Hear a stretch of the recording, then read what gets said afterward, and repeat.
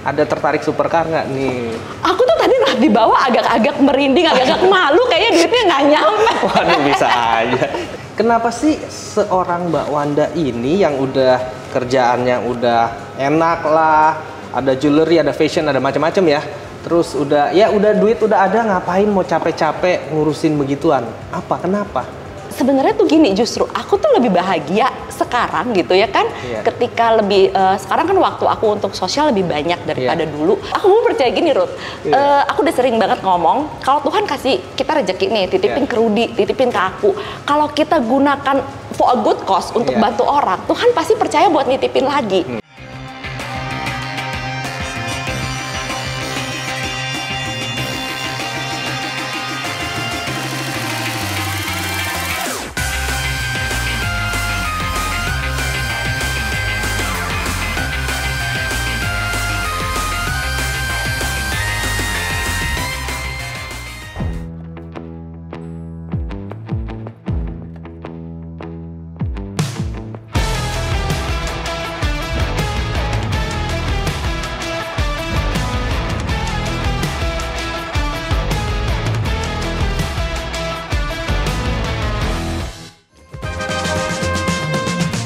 Oke, sekarang hari ini kita udah kedatangan tamu luar biasa. Ini idola saya, ini seorang wanita luar biasa, pengusaha juga, filantropis, banyak membantu. Pokoknya top deh. Ini ada Mbak Wanda Ponika. Terima kasih udah dateng. Hai Ruth.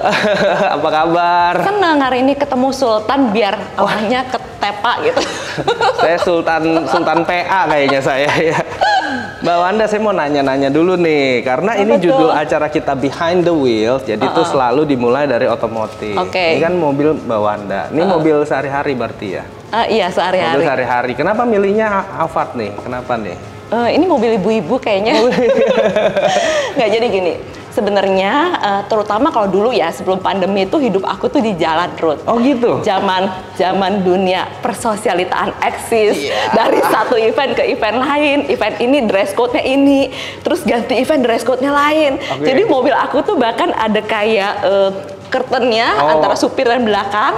Jadi aku dan PA aku tuh bisa ganti kebaya di dalam mobil gitu. Terus aku itu kalau di jalan kan macet. Jadi aku biasanya berangkat dari rumah itu bener-bener bare face, di jalan tuh aku make up. Gitu. Kalau nggak sempet breakfast, aku breakfast. Jadi sebenarnya bukan Alphardnya, kegedenya. Itu mobil jadi kayak rumah itu ya, rumah kata berjalan. Gini, Mami tuh kalau bisa bus didandanin lebih happy. Oh iya, bener-bener. More into size. Tapi ada hordeng antara supir dengan dan belakang. Kalau nggak menang banyak supirnya. Iya, makanya jadi aku udah ada itu udah kayak ruangan sendiri. Pinggirnya semua ditutupin, jadi aku tuh sama asisten aku bisa ganti baju mau ngapain aja. Jadi sebenarnya kriteria mobilnya tuh sebenarnya yang penting gede. Yang penting gede. Bisa bawa barang banyak, bawa baju, bisa make up, bisa makan, pokoknya yang penting gede ya. Ada tertarik supercar nggak nih? Aku tuh tadi di bawah agak-agak merinding, agak-agak malu, kayaknya duitnya nggak nyampe. Waduh, bisa aja. Tinggal ganti satu berlian dapat mobil 3 kan? Tuker boleh ya? Boleh, siap. Nah terus ada mobil inceran nggak sebenarnya dari dulu pengen nih punya ini atau itu, apa nggak terlalu tertarik di dunia otomotif? Aku tuh aku nggak bisa nyetir satu. Nggak bisa nyetir? Iya, jadi buat aku mobil yang penting aku duduknya nyaman, tapi buat aku juga maksudnya kalau mobil yang sampai nggak nyaman banget juga nggak bisa, karena kan aku capek. Terus kadang-kadang di jalan itu aku juga butuh tidur, jadi ya harus nyaman dan aku nggak ngerasa kayak gerdek-gerdek gitu, enggak lah gitu aja sih. Yang penting nyaman. Yang penting nyaman. Bisa leluasa buat bawa barang tadi ya. Betul. Kalau sekarang masih banyak kegiatan itu nggak Mbak Wanda? Apa kegiatan-kegiatan acara-acara gitulah? Enggak, justru. Jadi sekarang itu malah aku tuh sering naik itu Fortuner yang tinggi, karena kalau baksos kayak ke kampung-kampung gitu, ke Bekasi kayak itu lebih mantep gitu. Betul. Kemarin itu saya dengar Mbak Wanda pernah bikin acara 20.000 vaksin. Ya. Sekarang no. It's already 2 juta something. 2 juta. 2 juta 2 juta vaksin. something ya. Sama ada siapin juga peti mati waktu itu, apa tuh waktu itu? Iya, peti jenazah. Peti jenazah lah, apa segala, pokoknya bener-bener kegiatan sosial yang disiapkan. Kenapa, apa yang membuat Mbak Wanda ke drive sampai ke situ? Kenapa? Ini tuh Udah belasan tahun ya sebenarnya ya. Jadi kayak misalnya kayak kegiatan sosial itu memang udah lama banget gitu, dari kayak operasi jantung gratis, cancer gitu ya. Cuman sekarang berlangsung, cuman kalau dulu aku tuh sendiri dan aku menolak untuk bergabung dengan organisasi atau yayasan apapun. Tapi mungkin kayak 2-3 tahun lalu akhirnya aku bersedia menjadi one of the board of director-nya Happy Hearts Indonesia. Itu kita fokus untuk bangun sekolah terutama di daerah Indonesia Timur. Dan setahun belakangan ini, mungkin nggak, since awal COVID ini aku tuh beberapa teman-teman kita gitu bikin gerakan sosial yang akhirnya ya udah deh kita jadiin kita punya bendera Indonesia Pasti Bisa. Gitu. Indonesia Pasti Bisa. Kenapa sih seorang Mbak Wanda ini yang udah kerjaannya udah enak lah, ada jewelry, ada fashion, ada macam-macam ya. Terus udah duit udah ada, ngapain mau capek-capek ngurusin begituan? Kenapa? Sebenarnya tuh gini, justru aku tuh lebih bahagia sekarang gitu ya kan, ketika lebih sekarang kan waktu aku untuk sosial lebih banyak daripada dulu, daripada ketika zaman dunia sosialitas saya tuh jauh lebih bahagia. Berarti sebenarnya hati saya tuh emang cocoknya ke sini. Lebih cocok ke sini. Cuman walaupun nggak dapat duit dong kalau begini. Enggak, malah keluar duit kan. Malah keluar duit kan. Lama-lama habis dong, capek dong. Enggak dong, aku percaya gini. Kalau aku mau percaya gini, Ruth. Aku udah sering banget ngomong, kalau Tuhan kasih kita rezeki nih, titipin ke Rudy, titipin ke aku. Kalau kita gunakan for a good cause untuk bantu orang, Tuhan pasti percaya buat nitipin lagi. Tapi ketika dia nitipin ke aku, terus aku gunakan untuk hal-hal yang nggak baik, Tuhan nggak nitipin lagi. Jadi selama kita mau tujuannya untuk sesuatu yang baik, pasti hasilnya baik. Saya kadang dititipin, saya doa semoga dilupain nih, titipannya semoga lupa gitu ya. Saya tuh lagi ini dititipin, nanti setelah tadi ke bawah saya mikir semoga besok dititipin buat beli mobil sama Rudy gitu. Boleh juga. Mbak Wanda, ini kan kalau sosialita ya kan biasa ya kegiatan-kegiatan charity itu nggak konsisten dan sewaktu-waktu, apalagi kegiatan sosial. Kalau saya lihat nih Mbak Wanda memang udah shifting ya, malah fokusnya ke situ ya. Dan kalau sosialita tuh kan glamor lah yang orang lihat, glamor, barang branded. Kalau dari Mbak Wanda sendiri sebenarnya suka nggak barang branded? Oke, kita bicara dua hal ya. Yang pertama nanti kita akan bicara sosialita. Yang pertama kayak aku suka bilang be careful with your words. Itu benar-benar kejadian, Ruth. Jadi sebelum COVID gitu, aku tuh di interview sama majalah Prestige untuk tentang socialpreneur lah waktu itu. Aku tuh ngomong gini, aku tuh sebenarnya yang aku belum dapat tuh apa, ditanyain, dan aku jawab gini, aku tuh pengen punya waktu lebih banyak untuk melakukan kegiatan sosial dan mungkin quit sedikit demi sedikit dari dunia sosialita. Waktu itu kayaknya nggak mungkin terjadi karena kayak I have to create lots of event ya, bikin show di penthouse with all the ladies gitu, nggak mungkin itu terjadi gitu. Kalaupun dulu aku punya kegiatan sosial lebih kayak udah deh gue siapin duitnya, gue titipin kemana, ke yayasan-yayasan mana gitu. Tapi tiba-tiba COVID, tiba-tiba semua event itu hilang, tiba-tiba nggak ada lagi tempat untuk party dan yang kita punya waktu, dan akhirnya aku dikasih Tuhan waktu untuk ngejalanin semua kegiatan sosial ini. Jadi kalau dulu cuma nyiapin duitnya terus disumbangkan melalui berbagai yayasan, sekarang aku bisa turun sendiri. Itu pertama. Yang kedua, kalau tadi Rudy tanya dunia branded dan lain-lainnya ya Ruth ya, aku tuh orang yang memulai, mungkin nggak tepat kalau aku bilang from zero ya, karena gue bukannya dibesarkan dengan nggak bisa makan atau apa, tapi aku masuk ke dunia sosialita itu tahun 96. 96? Ya, tahun 96, I was 19 waktu itu. Keren. Anak kampung dari Bali baru sampai ke Jakarta. Asli Bali. Tinggal di kosan sempit. Gimana cara masuk dunia sosialita? Tapi aku udah terdampar di sana, ya kan? Jadi aku itu memang memasuki dunia sosialita tanpa barang branded. Salah satu tipsnya gini aja deh, gue beli baju di ITC tapi warnanya hitam. Kan nggak kelihatan kan kalau hitam atau yang penting kita bermain dengan taste aja ya kan, stylenya ya kan. Perlu mahal. Iya, nggak bisa dong bikin rambut sering-sering. Rambut aku pendek, aku bikin slick ya kan. Dan di saat itu belum ada Google, dan di saat itu yang namanya sosialita itu bener-bener orang-orang yang terpilih. Jadi kalau mau makan sama ambassador dari mana, kita mesti pelajari dulu negaranya tuh kayak gimana. Nanti waktu ngobrol tuh gimana. Kalau mau datang ke acara lukisan, topiknya apa. dan nggak ada Google kan. Nah jadi saya terbiasa untuk percaya bahwa attitude dan otak itu worth more than barang branded. Oke, nggak kayak sosialita zaman sekarang ya, dikit-dikit harus branded, dikit-dikit harus branded. Kasian itu Ruth. Malahan sampai maksa-maksa pakai KW-KW gitu kan, itu kasian itu ya. Kasian karena gini, kepercayaan diri mereka ada di dalam tas, itu, ada di perhiasannya, ada di sana. Bahkan KW pun mereka lebih pede pegang si KW daripada nggak megang.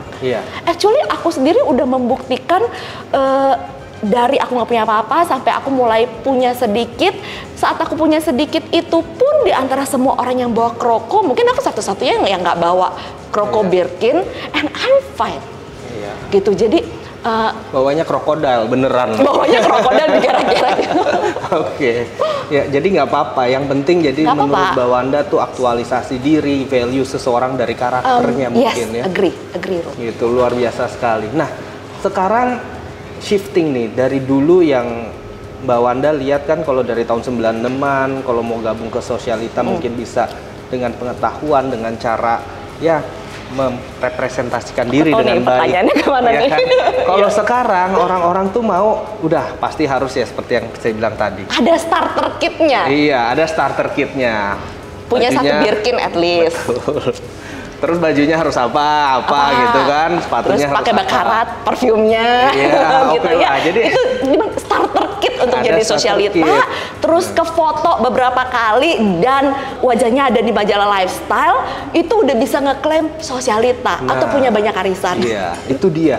Bagaimana fenomena itu menurut Mbak Wanda tuh? Tapi fenomena itu sekarang akhirnya juga agak menurun ya. Gara-gara COVID kan. Sekarang sosialita itu orang eksis itu jadi nggak pengen tampil di majalah tapi di media sosial, jadi geser medianya. Jadi lebih ke Instagram, Facebook gitu ya.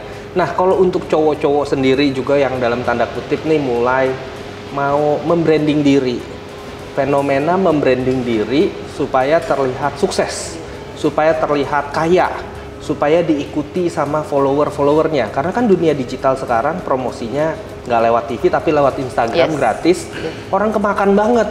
Kalau lewat TV malah gua kaya, ya nggak ada yang percaya. Instagram tiap hari dikasih feed yang keren-keren, orang tuh jadi percaya tuh orang sukses dan kaya. Akhirnya dia flexing lah. Wah ini mahal nih, barang gua mahal dengan cara kerja seperti ini.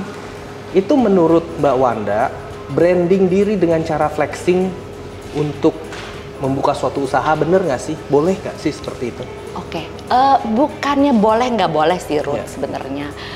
Tetap kalau kita melakukan flexing elegantly, ya kan? Sebenarnya semua orang tuh flexing di media. Ada yang flexingnya pamer gue sederhana, ya kan? Itu termasuk flexing ya? Flexing dong. Walaupun padahal dia kaya, dia belaga itu branding gue tuh sederhana, orang kaya yang sederhana. Ini bener nih, pinter banget. Dong. Itu tergantung tujuannya dia apa, ya kan? Kalau tujuannya dia meraih orang-orang yang mungkin yang lugu, ya kan? Ya dia flexing kaya dan bagi-bagi giveaway. Aku nulis dalam on my way ke sini di Instagram aku, apakah sekarang orang-orang yang lagi menggugat sultan-sultan yang mendadak ambruk itu mungkin mereka adalah dulunya orang-orang yang memuja demi giveaway. Dan sekarang setelah ambruk mereka menghujat, ya kan? Mereka bilang kok kita dikasih giveaway pakai duit haram? Emangnya kemarin lo lagi ngemis-ngemis, lo ngecek gak duitnya haram atau enggak?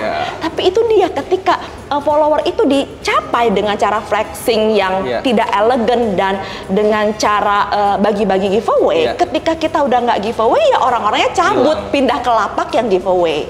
Ya berbeda dengan ketika dia follow Rudy karena dia mungkin inspired sama kamu, atau mungkin konten kamu followernya banyak, atau mungkin dia suka nih, gue hobi mobil, jadi gue follow Rudy. Rudy mau giveaway apa enggak?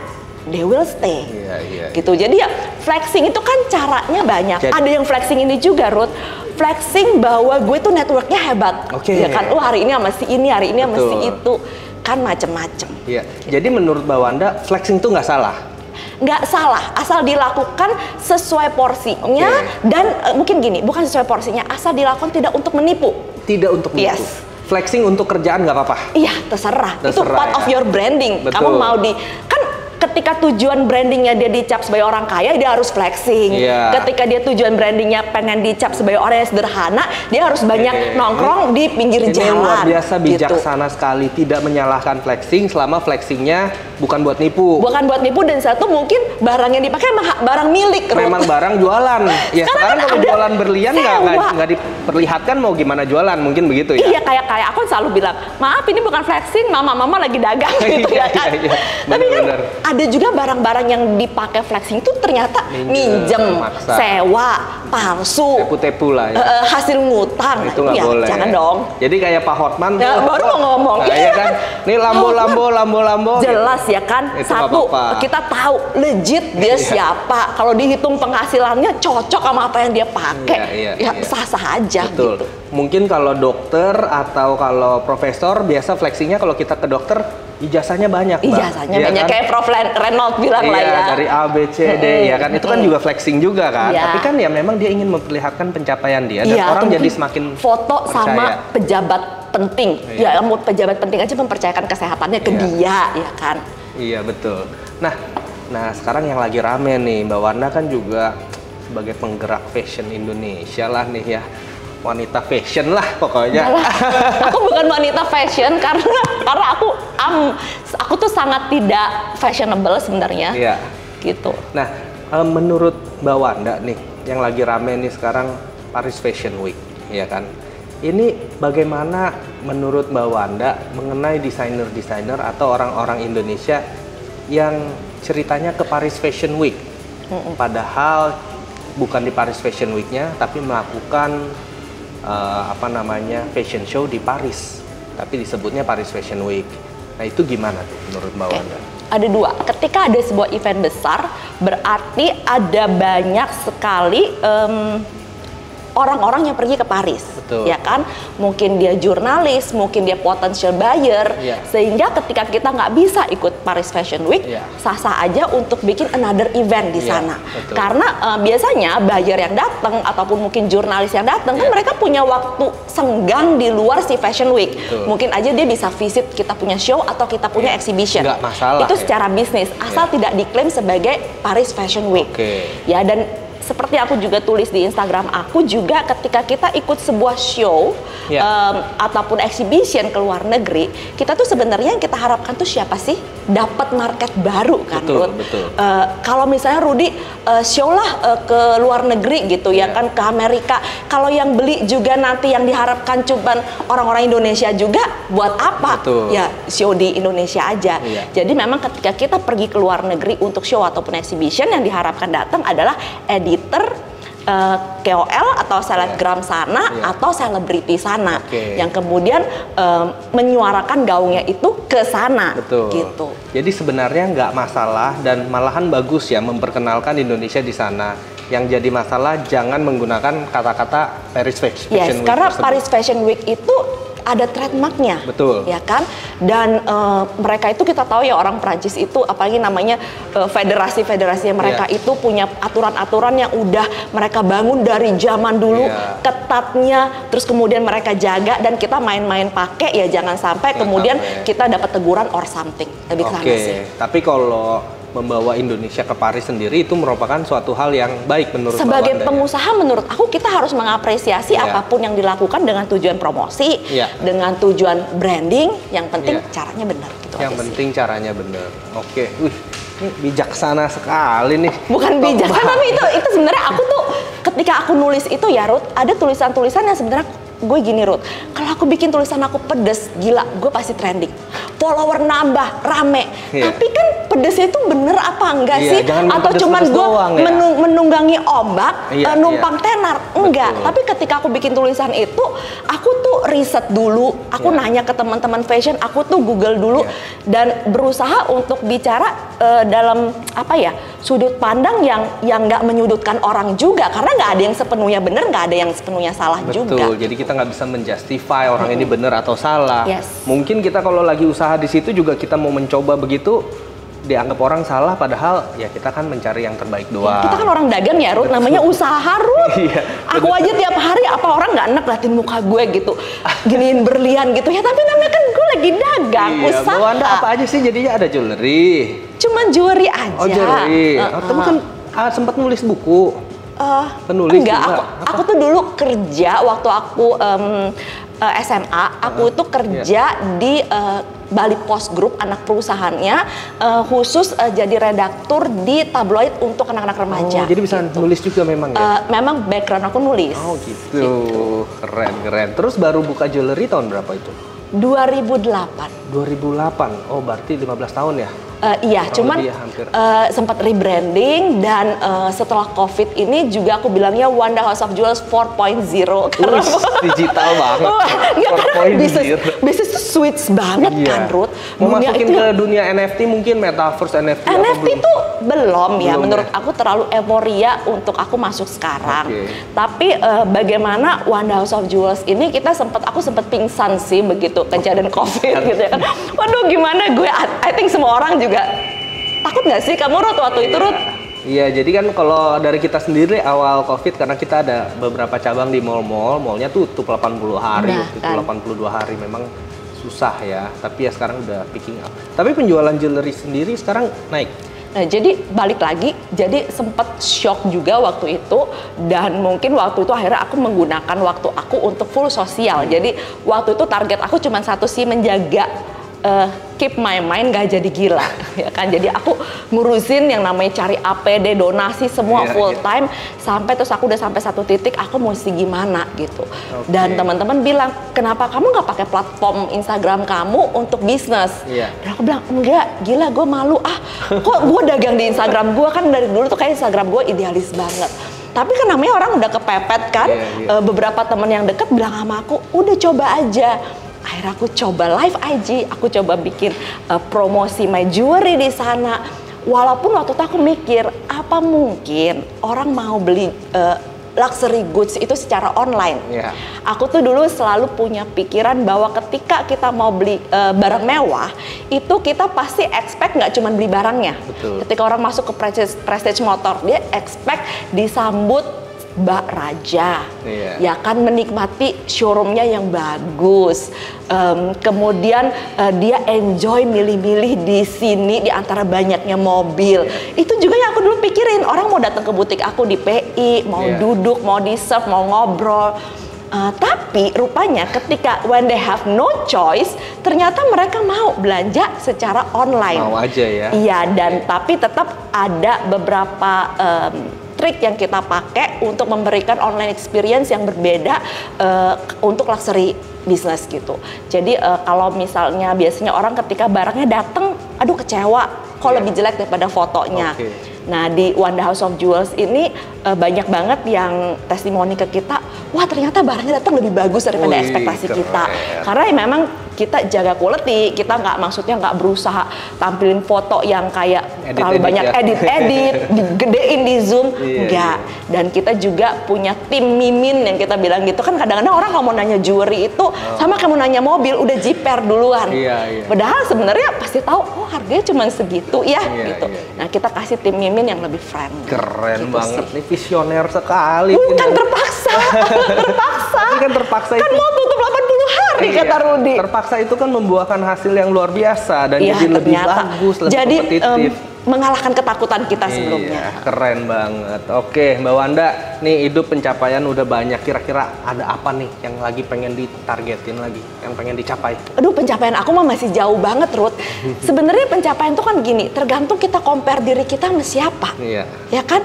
Kalau compare-nya sama yang kita masih jauh banget.